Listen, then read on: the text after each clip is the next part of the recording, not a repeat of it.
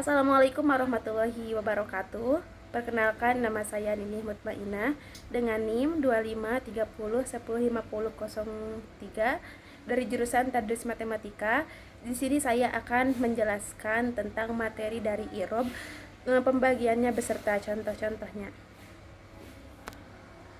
Nah, di sini saya akan menjelaskan tentang i'rab dan beserta macam-macamnya. Nah, i'rab itu i'rabu huwa tagyiru awahiril kalimi lihtilapil awamili ad-dahilati alaiha labdun aw takdiron. I'rab adalah perubahan yang terjadi pada akhir-akhir kalimat yang disebabkan oleh perbedaan amil yang masuk, baik itu amilnya secara labdi atau nyata atau terucap maupun secara takdiri ataupun tersembunyi. Nah, i'rab itu tadi disebutkan definisinya, tagyiru yang artinya perubahan, berubah pada harokat akhirnya. Jadi i'rab itu berubah pada akhir, bukan pada awalnya. Terus awahiril kalimi tadi disebutkan berubah pada akhir kata. Kenapa berubah pada akhir kata? Karena lihtilapil awamili. Perubahan ini disebabkan karena perbedaannya amil. Nah, labdon atau takdiron, baik itu perubahannya berupa lapad atau nampak jelas ataupun au takdiron ataupun yang diperkirakan. Nah, di sini ada contoh bahwa contoh dari ini tuh perubahannya itu jaa jaidun. Nah, jaa jaidun itu artinya tuh Zaid datang.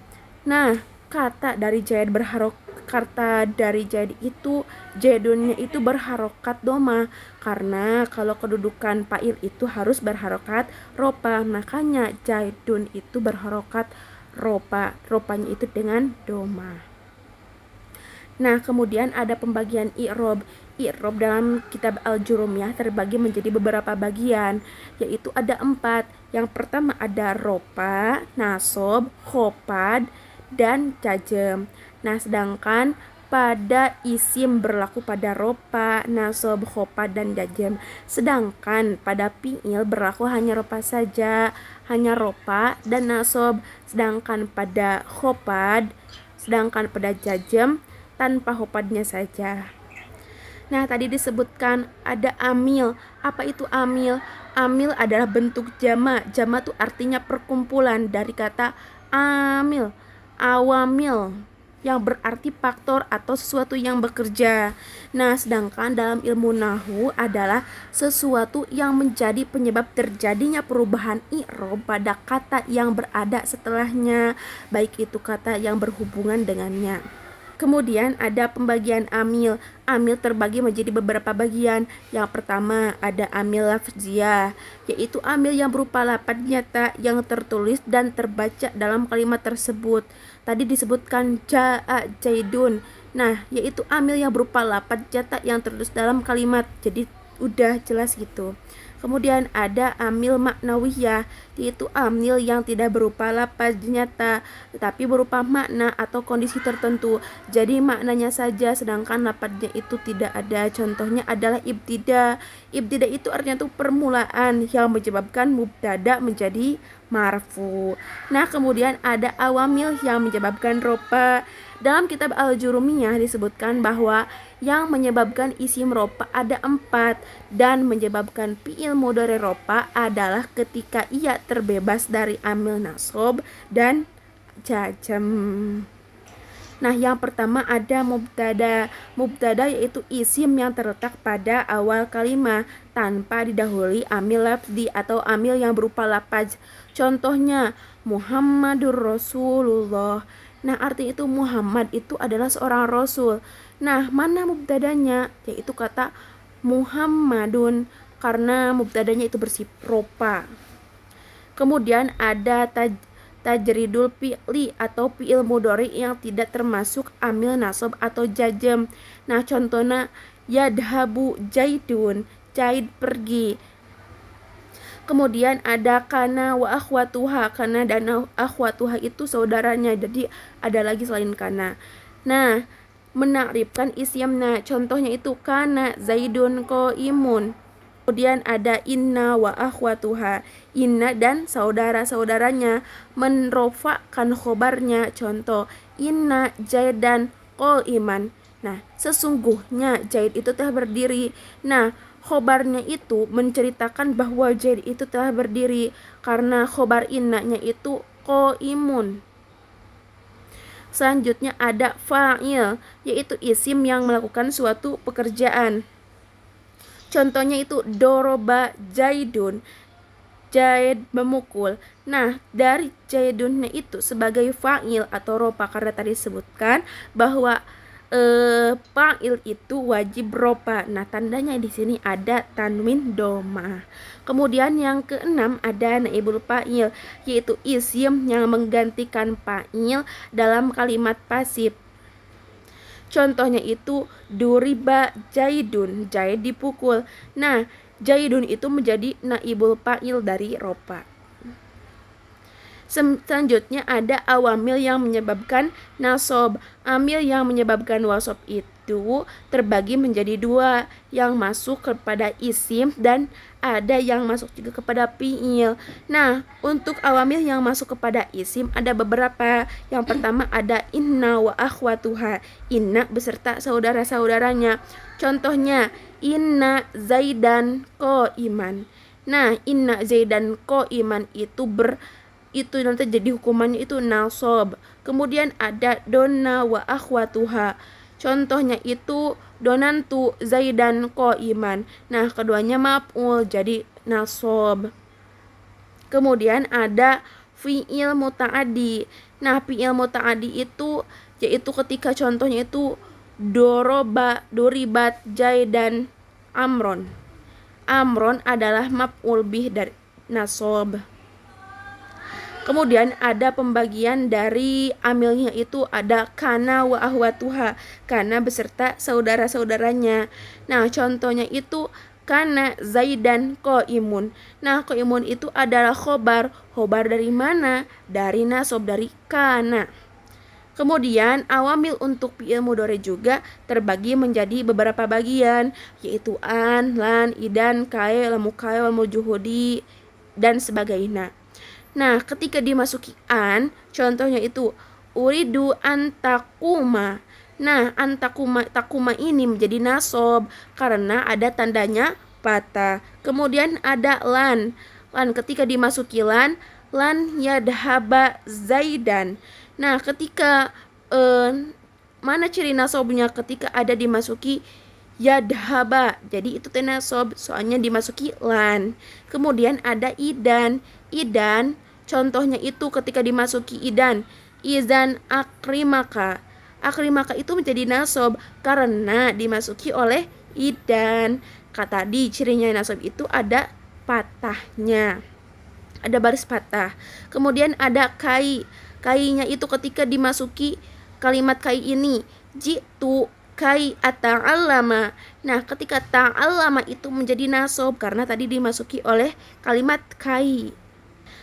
Kemudian ada awamil yang menyebabkan khofad atau jar, yaitu isim yang menyebabkan khofad ada 3. Nah, huruf khofad itu sebagaimana dalam bait min, wa ila, wa an, wa ala, wa fi, wa ruba, wal ba'u, wal kafu, walamu. Nah, ini ketika dimasuki huruf khofad. Nah, huruf kosam, kemudian ada huruf kosam. Huruf kosam itu huruf yang seperti sumpah. Wahia al-waw wal ba'u wat ta'u.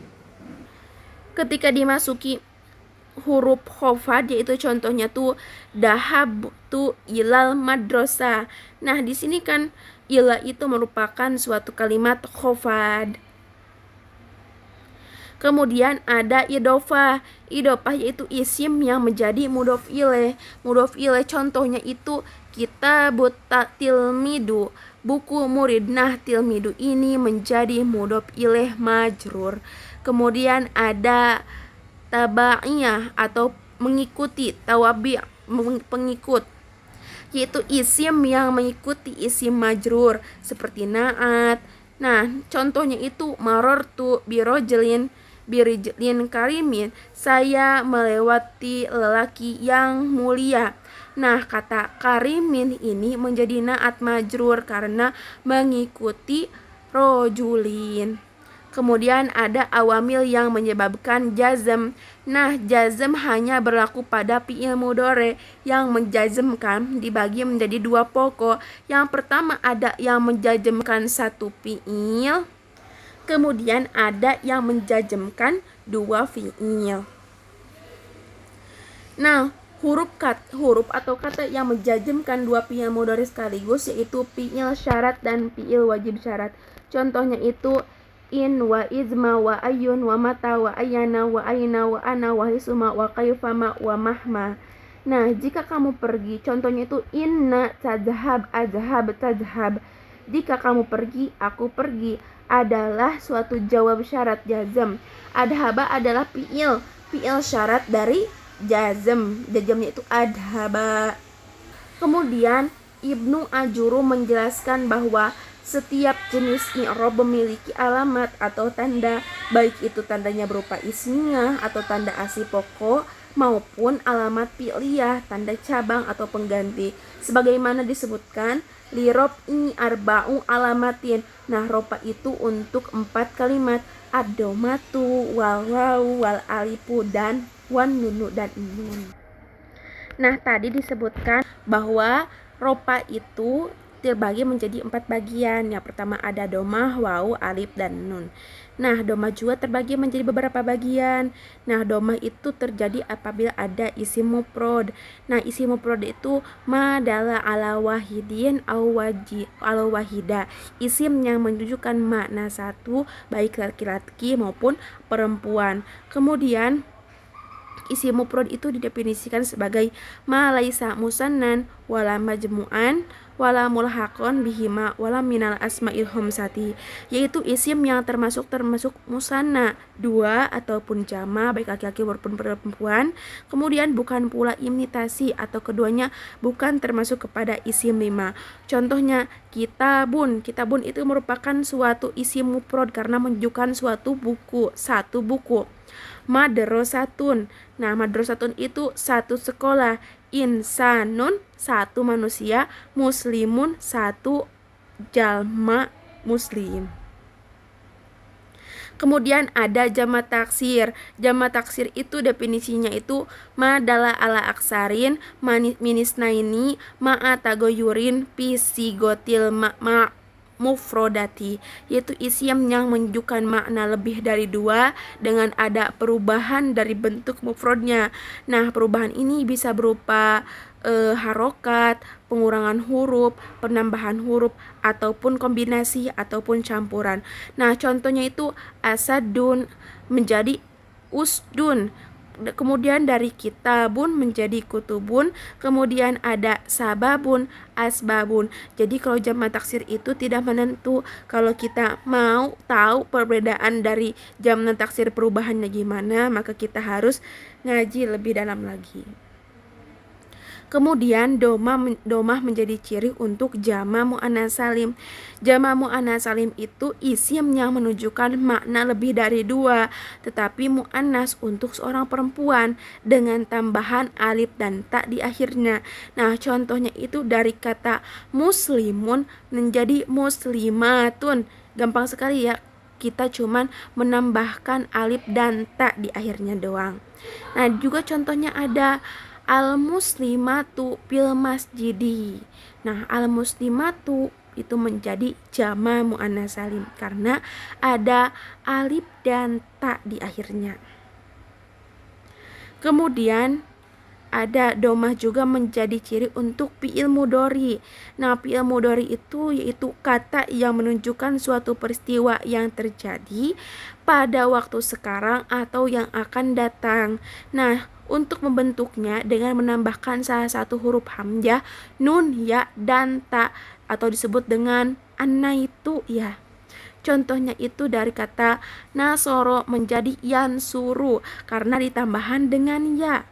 Nah, ini juga contoh kalimatnya, yarji'u kholilun minal madrasati. Kemudian ada jamak mudzakkar salim. Jamak mudzakkar salim itu kata yang menunjukkan makna lebih dari dua dengan penambahan waw dan nun ketika ropa. Nah, ketika ropanya itu ditambah waw dan nun. Sedangkan ya dan nun ketika nasob atau khofad. Contohnya itu dari kata muslimun menjadi muslimuna ketika ropa, sedangkan ketika nasob menjadi muslimina.